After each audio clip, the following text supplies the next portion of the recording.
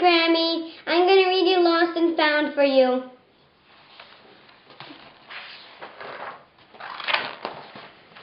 Once there was a boy. One day he found a penguin at his door. The boy didn't know where it had come from, but the penguin began to follow him everywhere. The penguin looked sad. The boy thought it must be lost. So the boy decided to help the penguin find his way home. He checked in the Lost and Found office, but there was no one missing a penguin.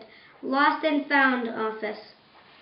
He asked some birds if they knew where the penguin came from, but they ignored him. Some birds are like that. The boy asked his duck, but the duck floated away. He didn't know. That night the boy couldn't sleep for disappointment. He wanted to help the penguin, but he didn't know how.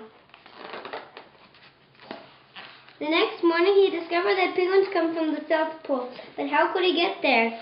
He ran down to the harbor and asked a big ship to take him to the South Pole. But his voice was much too small to be heard over the big ship's horn. That's a big ship compared to him. So together, he and the penguin would row to the South Pole. The boy took his rowboat out of the cupboard, and they tested it for size and strength. They packed everything they would need, and together they pushed the rowboat out to sea. They rowed south for many days and nights, with the boy telling stories all the way. The penguin listened to everything that the boy said. They floated through good weather and bad, when the waves were as big as mountains, until they came to the South Pole. The boy was delighted, but the penguin said nothing. Suddenly it looked sad again, as the boy helped it out of the boat. The boy said goodbye and floated away, but as he looked back, the penguin looked sadder than ever. He was making a mistake, as it felt strange to be on his own, and the more he thought, the more he realized that he was making a big mistake. The penguin wasn't lost, he was just lonely. He quickly turned the boat around and headed back to the South Pole as fast as he could.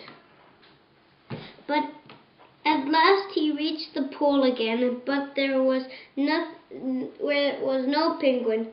The boy searched and searched, but nowhere to be found. Sadly, the boy set off for home. There was no point telling stories because there was no one to listen except the wind and the waves. But then the boy saw something in the water ahead of him. Closer and closer he got, until he could see the penguin.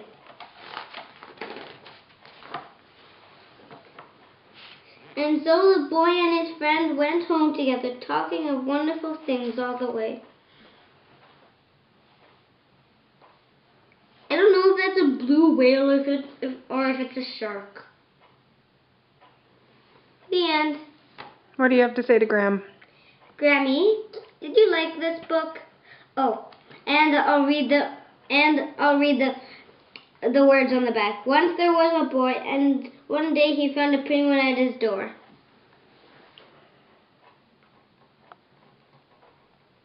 Bye, Grammy.